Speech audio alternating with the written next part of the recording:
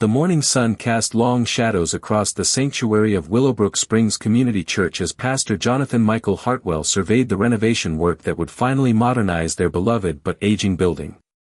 At 43, Jonathan had served this congregation for 8 years, following in the footsteps of the legendary Pastor Rebecca Elizabeth Thornton, who had led the church for over 2 decades before her unexpected death from a heart attack in 2018. The renovation had been Rebecca's dream, one she had planned meticulously but never lived to see. Now, in the spring of 2024, Jonathan was finally making that dream a reality with the help of the church's building fund and a generous anonymous donation that had arrived mysteriously just after Rebecca's funeral. Pastor Hartwell called out Marcus Anthony Rodriguez, the foreman of Riverside Construction, as he approached from the area near the altar. "We've got something unusual here. When we lifted the old flooring boards near the pulpit, we found a loose stone that seems to have been deliberately placed. There's a cavity underneath." Jonathan set down his coffee and walked over to where Marcus was kneeling beside a section of exposed subflooring. The original church had been built in 1923, and over the decades, various renovations had layered new materials over the old foundation.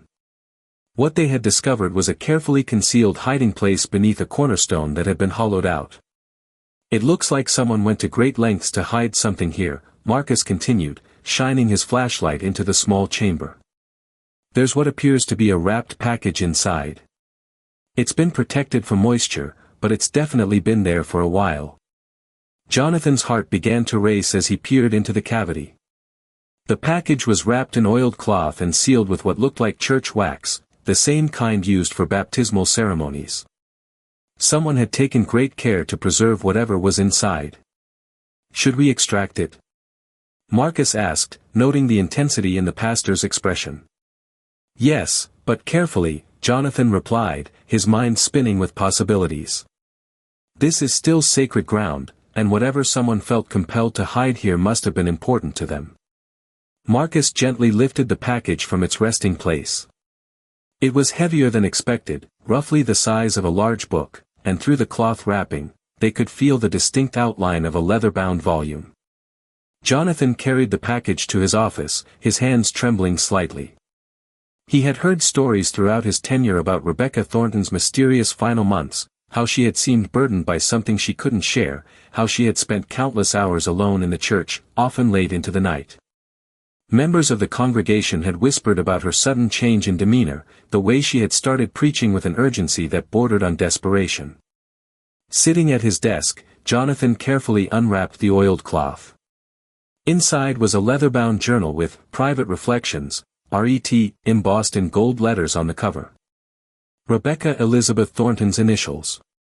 Jonathan's breath caught in his throat as he realized he was holding what appeared to be Pastor Rebecca's personal diary. The journal was thick, filled with hundreds of pages of Rebecca's distinctive handwriting. As Jonathan opened to the first page, he saw a date that made his blood run cold, January 15, 2018, just 6 months before Rebecca's death. The entry began with words that would haunt him: "I can no longer remain silent about what I have discovered. The truth must be preserved, even if I cannot find the courage to speak it while I live." Jonathan's hands shook as he read the opening entry. "Today I confirmed what I have suspected for months. The anonymous donations that have kept our church afloat, the funds that have allowed us to feed the hungry and house the homeless, the money that has made me appear to be such a successful leader, it all comes from blood money. Vincent Charles Blackwood, our most generous benefactor and respected elder, is not the successful businessman everyone believes him to be. He is the leader of a drug trafficking operation that has poisoned our community for over a decade." The revelation hit Jonathan like a physical blow. Vincent Blackwood had been one of the most respected members of Willowbrook Springs Community Church for as long as anyone could remember. He owned Blackwood Industries, a seemingly legitimate construction and real estate development company. He had served as head elder for 15 years, had been instrumental in recruiting Jonathan as pastor, and had personally overseen the church's finances. More shocking still, Vincent had been Rebecca's closest confidant and advisor. The two had worked together on every major church decision, and many in the congregation had quietly speculated about whether their relationship might become romantic, as both were unmarried and seemed to share a deep spiritual connection. Jonathan continued reading, his horror growing with each page. Vincent came to me 3 months ago with a proposal that seemed like an answer to prayer. Our church was struggling financially, facing the possibility of closing our food pantry and ending our homeless shelter program. He offered to make a substantial anonymous donation, $50,000, with the promise of continued monthly support if I would simply ask no questions about the source. I was so desperate to save our ministries that I agreed. I told myself that God could use even questionable money for his purposes. I convinced myself that Vincent was simply a private man who didn't want recognition for his generosity. But as the months passed and the donations continued to grow larger, I began to notice things. Rebecca's entries detailed her growing suspicions: late-night meetings at Vincent's construction sites, unmarked vehicles coming and going from his properties, and most damning of all, her accidental discovery of Vincent discussing drug distribution routes with men who were clearly not legitimate business associates. February 3, 2018, I followed Vincent to one of his construction sites tonight. I know it was wrong, but I couldn't shake the feeling that something wasn't right. What I saw will haunt me forever. Vincent was overseeing the loading of packages that were clearly not construction materials into hidden compartments in vehicles. When one of the packages broke open, white powder spilled onto the ground. Even from a distance, I knew what I was witnessing. As Jonathan read deeper into the diary, he discovered that Rebecca had spent weeks documenting Vincent's criminal enterprise with the thoroughness of a trained investigator. She had recorded license plate numbers, photographed meetings from a distance, and even managed to audio record some conversations using a small recording device she had purchased. February 20, 2018, the scope of Vincent's operation is beyond what I initially imagined. He has been using his construction company as a front for drug trafficking throughout the entire region. The abandoned buildings he purchases for renovation are actually distribution centers. The construction vehicles provide perfect cover for transporting drugs. And the worst part, he has been laundering money through multiple churches, not just ours. Rebecca's investigation had revealed that Vincent was using at least 6 different churches in the region as unwitting partners in money laundering. He would make large, anonymous donations to struggling congregations, then use fake charity events and construction projects to move the money back into his legitimate business accounts. March 5, 2018, I confronted Vincent today. I couldn't live with the knowledge any longer. I told him I knew about his drug operation and that I could no longer accept his donations. His reaction terrified me. The gentle, spiritual man I thought I knew disappeared completely. He told me that I was in too deep to back out now, that accepting the money had made me a co-conspirator whether I realized it or not.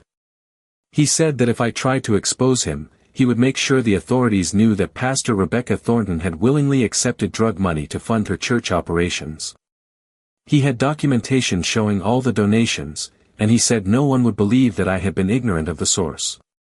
My reputation, my ministry, everything I had worked for my entire life would be destroyed.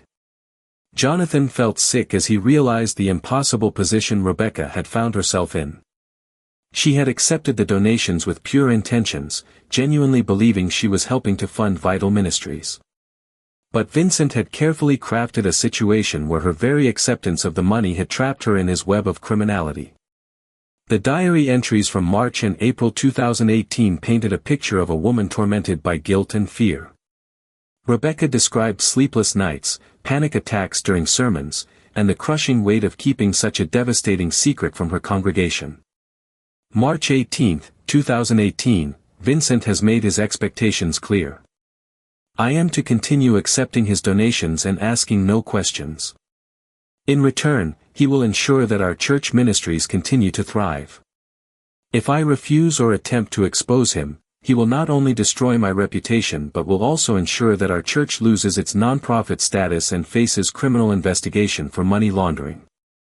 I feel trapped between 2 impossible choices: remain silent and become an ongoing accomplice to drug trafficking, or speak the truth and watch everything I have built crumble while dozens of innocent people are harmed by the consequences.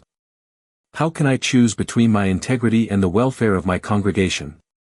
As Jonathan continued reading, he discovered that Rebecca had decided to secretly document everything while appearing to cooperate with Vincent's demands. She had been building a case against him, collecting evidence that could potentially bring down his entire operation while protecting the churches he had manipulated. April 2, 2018, I have decided on my course of action. I will continue to appear cooperative while secretly gathering evidence against Vincent. I have contacted a federal agent who specializes in drug trafficking cases. Agent Sarah Michelle Coleman has agreed to work with me to build a case that could expose Vincent's operation while protecting the churches and individuals he has victimized.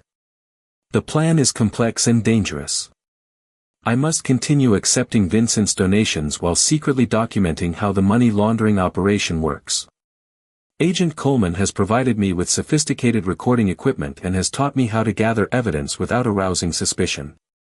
The goal is to catch Vincent and his associates in the act while protecting all the innocent parties involved.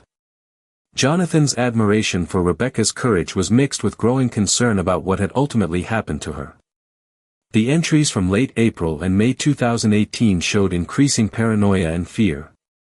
April 28, 2018, I think Vincent is becoming suspicious of me. He has started asking detailed questions about how I'm using the donations, and he's requested meetings at times and places that make me uncomfortable. Agent Coleman says this is normal, criminals often become paranoid when they're close to being caught. But I can't shake the feeling that Vincent knows I'm working against him. May 10, 2018, Vincent cornered me after Wednesday night service and asked directly if I had spoken to anyone about our arrangement.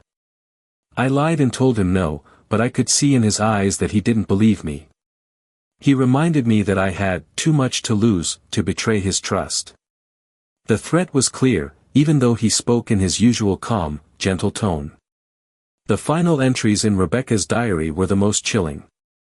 In June 2018, just weeks before her death, Rebecca wrote about receiving explicit threats and her growing fear for her safety. June 5, 2018, Vincent has made it clear that he knows I've been investigating him. He showed me photographs of me meeting with Agent Coleman, along with copies of bank records showing every donation he has made to our church. He said that if anything happened to him, those records would be delivered to the police along with a letter explaining how Pastor Rebecca Thornton had been his willing partner in money laundering. He told me that my investigation had already gone too far, and that I had become a liability to his operation. He said that while he had genuine affection for me, he couldn't allow anyone to threaten the livelihood of dozens of people who depended on his business. The implication was clear, my life was in danger. June 18, 2018, I am writing this final entry with the knowledge that I may not survive to see justice done. Vincent has scheduled a private meeting with me for tomorrow night to discuss resolving our situation permanently. Agent Coleman has advised me not to go, but I have no choice. If I refuse, Vincent will immediately release the evidence that would destroy our church and implicate me as a willing co-conspirator. I am hiding this diary in the place where it all began, beneath the cornerstone of our church, near the spot where I first knelt to pray for God's guidance when Vincent made his initial proposal. If something happens to me, I pray that someone will find this record and ensure that the truth comes to light. The evidence I have gathered is stored in a safety deposit box at Willowbrook Springs First National Bank. The key is hidden behind the loose brick in my office fireplace. Agent Coleman has copies of everything, but I fear that without my testimony, the case against Vincent may not be strong enough to convict him. I want my congregation to know that every decision I made was motivated by love for them and for the ministries that serve our community. I never intended to become involved with criminals, but once I realized the truth, I couldn't find a way to escape without destroying innocent lives. I pray that God will forgive my mistakes and that somehow, good will come from this terrible situation. If I die tonight, please know that Vincent Blackwood is responsible. He may make it look like an accident or natural causes, but he has the means and the motive to kill me. Don't let him get away with what he has done to our community. Don't let my death be in vain. The diary ended there, with Rebecca's final entry dated June 19, 2018, the same day she died of what the coroner had ruled a heart attack. Jonathan sat in stunned silence, his mind reeling from the implications of what he had just read. Rebecca Thornton, the woman he had admired and whose ministry he had tried to emulate, had not died of natural causes. She had been murdered by Vincent Blackwood to prevent her from exposing his drug trafficking operation. And Vincent was still alive, still serving as head elder of their church, still presenting himself as a pillar of the community. Jonathan's hands shook as he reached for his phone to call the police, but then he hesitated. Rebecca's diary contained explosive allegations, but it was 6 years old. Vincent had had years to cover his tracks, to destroy evidence, to create alternative explanations for anything that might be discovered. More troubling still, Jonathan realized that he was now in the same impossible position that Rebecca had faced.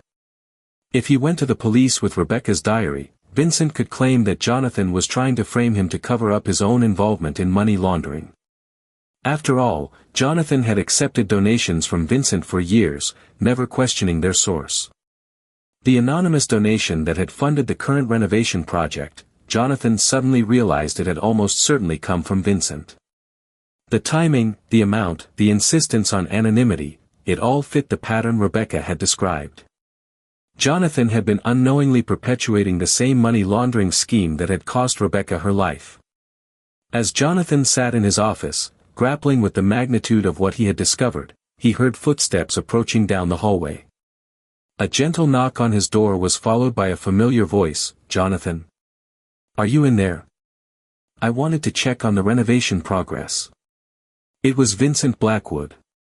Jonathan quickly closed the diary and slipped it into his desk drawer, his heart pounding as he called out, "Come in, Vincent. I was just reviewing some paperwork." Vincent entered with his characteristic warm smile, his silver hair perfectly styled, his expensive suit impeccable as always. At 68, he maintained the bearing of a successful businessman and respected church elder. No one looking at him would suspect that he was capable of murder. "How is the renovation coming along?" Vincent asked, settling into the chair across from Jonathan's desk. "I know this was Rebecca's dream project. It brings me joy to see it finally happening." The casual mention of Rebecca's name sent chills down Jonathan's spine.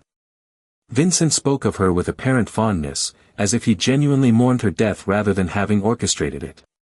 "It's going well," Jonathan managed to say, struggling to keep his voice steady. "Marcus and his crew are very professional. We should be finished within the next month." "Excellent," Vincent replied. "And the funding is adequate? I know these projects always seem to cost more than anticipated. If you need additional resources, I'm always happy to make another anonymous donation." The offer, which would have seemed generous just hours earlier, now sounded like a trap. Jonathan could see the pattern clearly. Vincent would continue to make donations, creating a paper trail that implicated Jonathan in money laundering, ensuring that the pastor would be too compromised to ever speak against him. "That's very kind," Jonathan said carefully, "but I think we have sufficient funds for now." Vincent studied Jonathan's face intently, his pale blue eyes seeming to search for any sign of suspicion or knowledge. "You seem tense, Jonathan. Is everything all right?"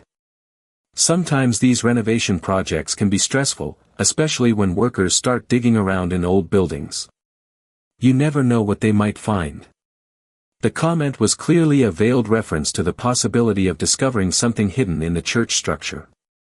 Jonathan felt sweat beading on his forehead as he realized that Vincent might already know about the diary's discovery. "Just the usual pressures of construction," Jonathan replied, forcing a smile. "You know how it is, noise, dust, trying to maintain our normal church activities while everything is torn apart." Vincent nodded slowly, but his expression remained watchful. "Indeed. Speaking of church activities, I wanted to discuss our upcoming board meeting. There are some financial matters we need to address, particularly regarding our charitable giving policies. I think it might be time to establish more structured guidelines for accepting donations." Jonathan's blood ran cold. Vincent was already moving to tighten his control over the church's finances, possibly in response to some perceived threat. The timing was too coincidental to be innocent. "That sounds prudent," Jonathan said, trying to project calm while his mind raced. "Why don't we discuss it further after the renovation is complete? I'd prefer to focus on one major project at a time." "Of course," Vincent agreed, standing to leave. "Take care of yourself, Jonathan. And remember, if you ever discover anything unusual during the renovation, please feel free to discuss it with me privately before involving anyone else. Sometimes old buildings hold secrets that are better left undisturbed." The threat was subtle but unmistakable. Vincent was warning Jonathan to come to him first if anything significant was discovered during the renovation. As the church elder left the office, Jonathan sat frozen in his chair, feeling the weight of Rebecca's diary in his desk drawer and understanding that his life might now be in the same danger that had claimed hers. That evening, Jonathan returned to the church after the construction crew had left for the day. He needed time alone to process what he had learned and to decide on his course of action. The sanctuary felt different now, charged with the knowledge of the secrets that had been hidden beneath its floor for 6 years. Jonathan knelt at the altar where Rebecca had preached her final sermons, where she had struggled with the impossible choice between her integrity and her congregation's welfare. As he prayed for guidance, he felt a profound connection to the woman who had preceded him in this sacred responsibility. "God," he whispered into the empty sanctuary, "Rebecca trusted you to reveal the truth, even when she couldn't find a way to speak it herself. Help me find the courage she showed. Help me protect this congregation while bringing justice for her death." As Jonathan prayed, he remembered Rebecca's mention of evidence stored in a safety deposit box and a key hidden in her office fireplace. The office was now his, but he had never noticed any loose bricks in the fireplace that was rarely used. Moving to his office, Jonathan examined the old brick fireplace carefully. Behind his desk, he found what Rebecca had described, a brick that was slightly looser than the others.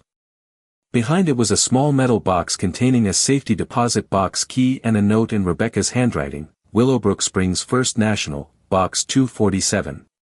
Tell them you're Rebecca's pastoral successor."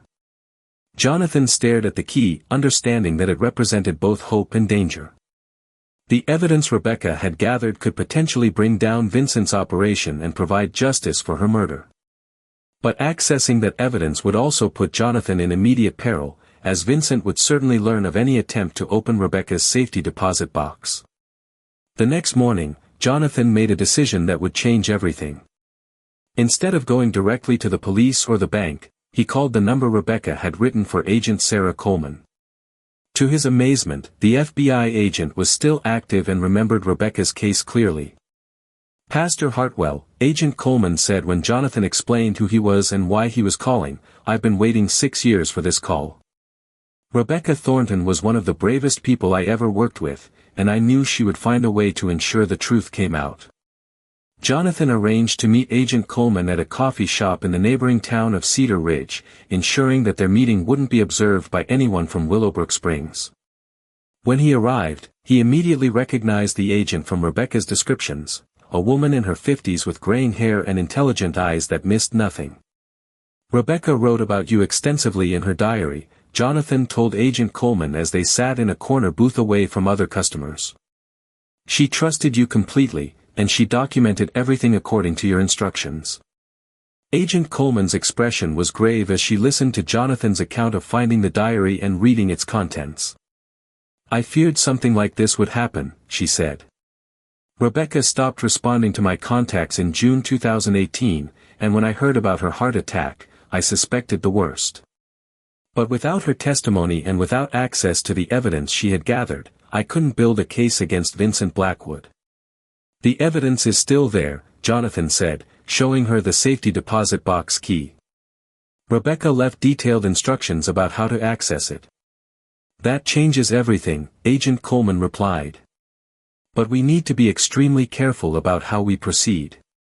If Vincent Blackwood killed Rebecca to protect his operation, he won't hesitate to kill you as well. We need to gather the evidence and build an airtight case before he realizes what we're doing." Over the next 2 hours, Agent Coleman outlined a plan that would allow them to access Rebecca's evidence while keeping Jonathan safe. The strategy was complex and would require several weeks to execute properly, but it offered the best chance of bringing Vincent to justice while protecting the innocent members of Willowbrook Springs Community Church. The most important thing, Agent Coleman emphasized, is that you continue acting normally around Vincent. Don't give him any reason to suspect that you've discovered anything. Continue accepting his guidance on church matters, continue treating him as a trusted elder. Your life depends on maintaining that facade until we're ready to move. Jonathan agreed to the plan, though the thought of continuing to interact with Vincent while knowing he was Rebecca's killer filled him with revulsion. As he drove back to Willowbrook Springs, he prayed for the strength to carry out the deception necessary to bring justice for Rebecca and protection for his congregation. The following weeks were the most challenging of Jonathan's ministry. During the day, he supervised the ongoing renovation while maintaining normal pastoral duties. In the evenings, he worked secretly with Agent Coleman to gather additional evidence against Vincent's organization. The safety deposit box had contained a treasure trove of documentation that Rebecca had compiled over months of investigation. Photographs of drug transactions, audio recordings of incriminating conversations, financial records showing the money laundering scheme, and detailed notes about Vincent's criminal associates, it was enough evidence to dismantle the entire operation. But gathering the evidence was only the first step. Agent Coleman needed to verify Rebecca's findings with current intelligence and build connections to ongoing criminal investigations. Vincent's drug trafficking network had expanded significantly in the 6 years since Rebecca's death, and federal authorities were eager to bring down what had become one of the largest operations in the region. The most difficult part for Jonathan was maintaining his normal relationship with Vincent while knowing the truth about Rebecca's death. Every Sunday, he watched Vincent participate in communion, lead prayers, and offer guidance to congregation members, all while knowing that the man was a murderer who had poisoned their community with drugs.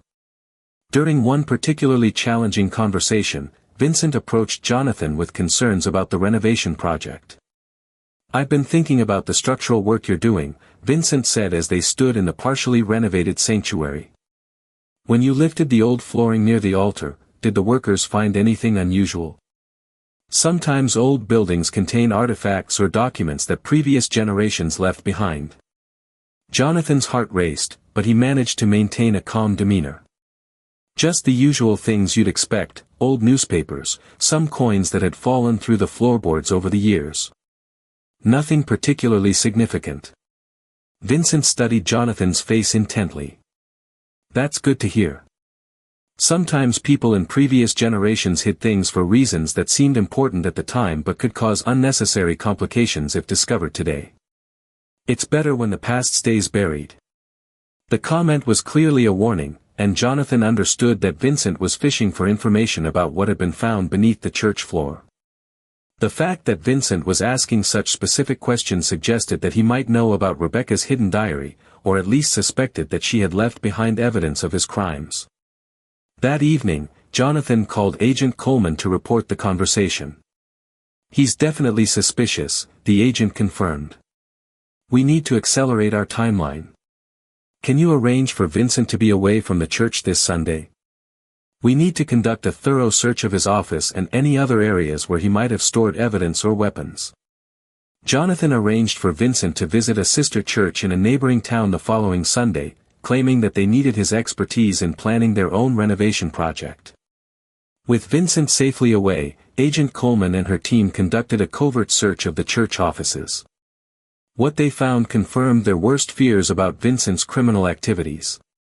Hidden in a locked filing cabinet in his elder's office were detailed records of drug transactions, financial accounts in multiple names, and most chilling of all, a handwritten plan for dealing with the Rebecca problem permanently. The document, written in Vincent's distinctive handwriting, outlined a plan to murder Rebecca using a substance that would mimic a heart attack, making her death appear natural. It included details about obtaining the necessary drugs, planning the dosage to avoid detection, and ensuring that Rebecca's body would be discovered in a way that wouldn't raise suspicions. "This is exactly what we needed," Agent Coleman told Jonathan as they examined the evidence. Vincent documented his own crime in writing. "Combined with Rebecca's diary and the evidence she gathered, we have enough to convict him of murder and dismantle his entire drug trafficking operation." But as they prepared to leave the church, they encountered an unexpected complication. Vincent had returned early from his trip to the sister church, and his car was pulling into the parking lot just as Agent Coleman's team was preparing to leave. "Stay calm," Agent Coleman whispered to Jonathan as they watched Vincent approach the church. "Act like you're here for normal pastoral duties. We'll handle this." Vincent entered the church and immediately sensed that something was wrong. His eyes scanned the sanctuary, noting subtle signs that the building had been searched. When he saw Jonathan standing near the altar with a woman he didn't recognize, his expression hardened. "Jonathan," Vincent said, his voice carrying a dangerous edge, "I wasn't expecting to find you here this evening. And who is your companion?" Agent Coleman stepped forward, her hand positioned near her concealed weapon. "Mr. Blackwood, I'm Agent Sarah Coleman with the Federal Bureau of Investigation. We have some questions for you regarding your business activities and your relationship with the late Pastor Rebecca Thornton." Vincent's demeanor changed instantly from fake friendliness to cold calculation. His eyes darted between Jonathan and Agent Coleman, and Jonathan could see him weighing his options for escape or confrontation. "I see," Vincent said slowly. "And what exactly do you think you've discovered that would warrant federal investigation?" Agent Coleman didn't hesitate. "We know about the drug trafficking operation you've been running through your construction company. We know about the money laundering scheme involving multiple churches. And we know that you murdered Rebecca Thornton to prevent her from exposing your crimes." Vincent's face remained impassive, but Jonathan noticed his hands trembling slightly. "Those are very serious accusations, Agent Coleman. I hope you have substantial evidence to support such claims." "We have Rebecca's diary documenting your criminal activities and her investigation into your operation," Agent Coleman replied. "We have the evidence she gathered showing your drug transactions and money laundering. And we have your written plan for her murder, found in your office just an hour ago." The revelation that his own incriminating documents had been discovered caused Vincent's carefully maintained composure to crack. His face flushed with anger, and his eyes took on a desperate look that made Jonathan step backward instinctively. "You don't understand what you're interfering with," Vincent said, his voice rising. "This operation provides employment for dozens of people. It funds charitable work throughout this region. Rebecca was going to destroy all of that because of her naive moral superiority.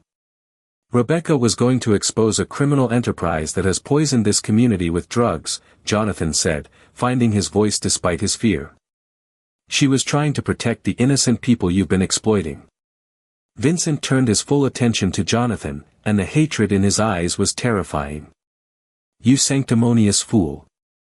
Do you think your precious church could survive without my donations?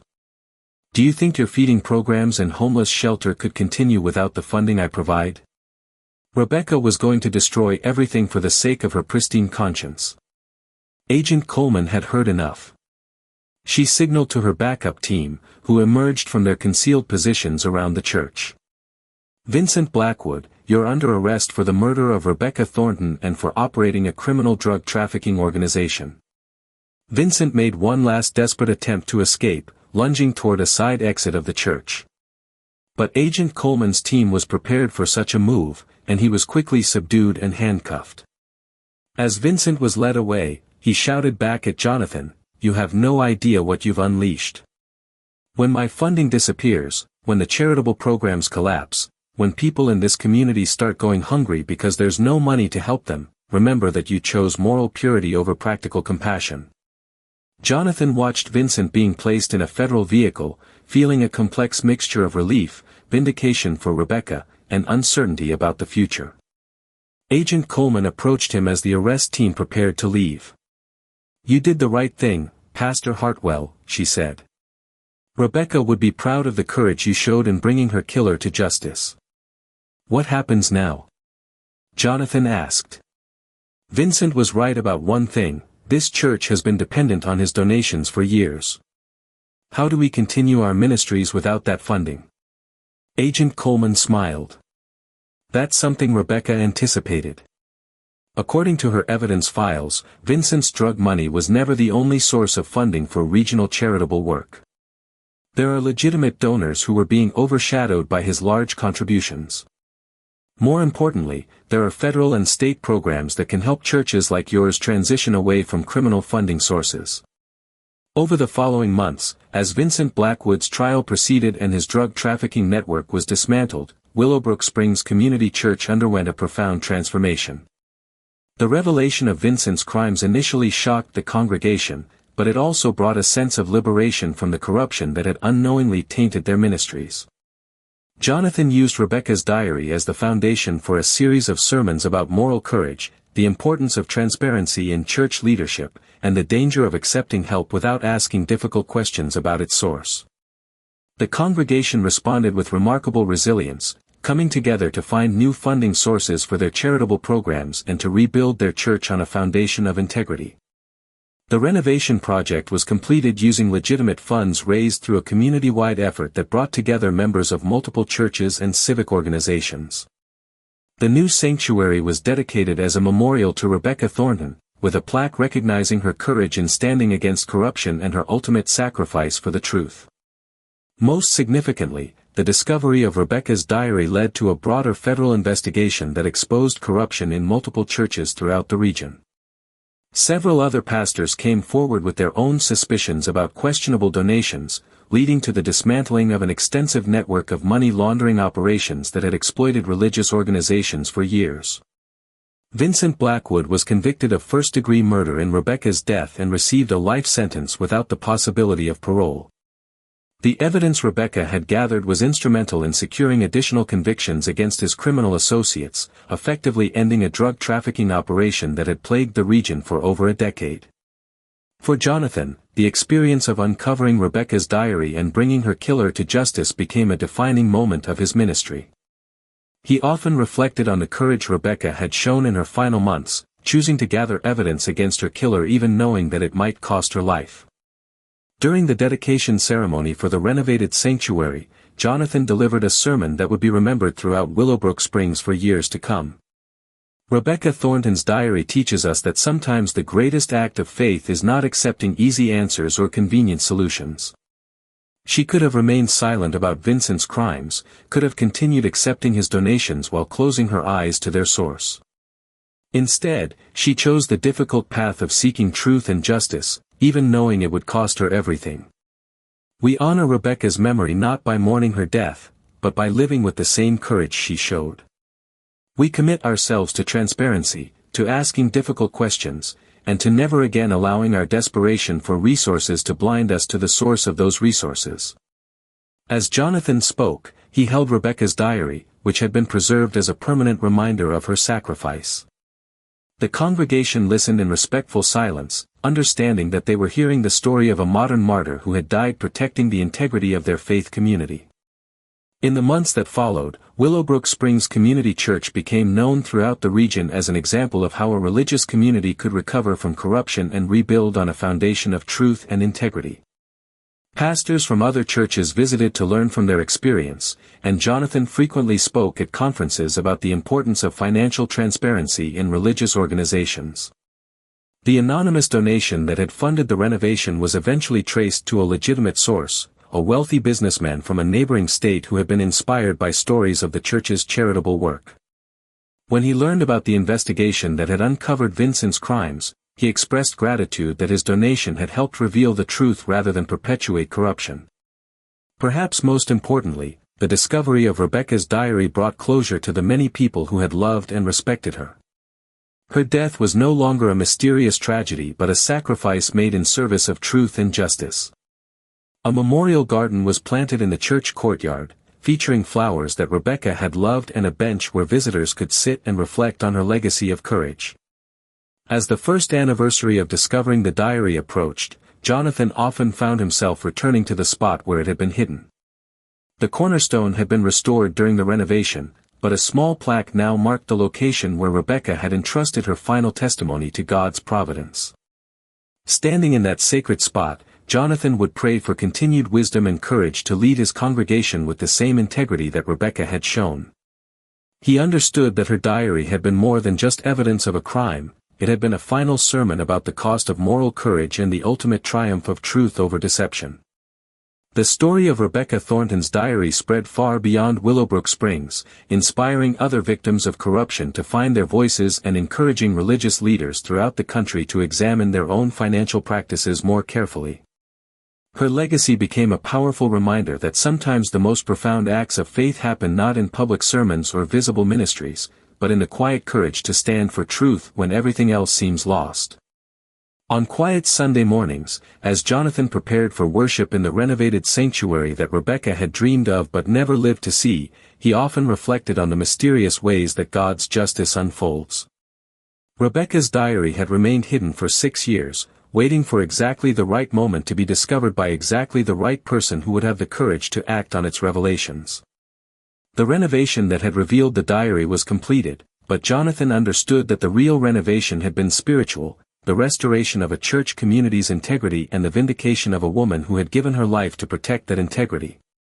Rebecca Thornton's final victory was not just the conviction of her killer, but the transformation of a community that chose truth over convenience and justice over comfort. In his final entry in the church's official history, Jonathan wrote, "The discovery of Pastor Rebecca Thornton's diary beneath our church floor reminded us that truth, like faith itself, has a way of rising from even the darkest places. Her courage in the face of evil, her commitment to justice despite personal cost, and her trust that God would eventually bring light to dark places serve as a permanent foundation for our community's future." Rebecca's diary was preserved in the church's archives, available for future generations to read and learn from. But its most important message had already been delivered, that faith requires courage, that justice demands sacrifice, and that sometimes the most powerful sermons are written in secret by those who give their lives to protect the truth. The secrets had indeed been devastating, but they had also been redemptive. In revealing the worst of human nature, Rebecca's diary had also revealed the best, the courage to stand against evil, the wisdom to document truth for future generations, and the faith to trust that God's justice, though sometimes delayed, is never denied. Willowbrook Springs Community Church stood stronger than ever, built not just on renovated foundations but on the unshakable truth that Rebecca Thornton had preserved beneath its floor. Her diary had been hidden in darkness for 6 years, but its light would shine forever in the lives of those who chose to follow her example of courage, integrity, and unwavering faith in the ultimate triumph of truth over deception.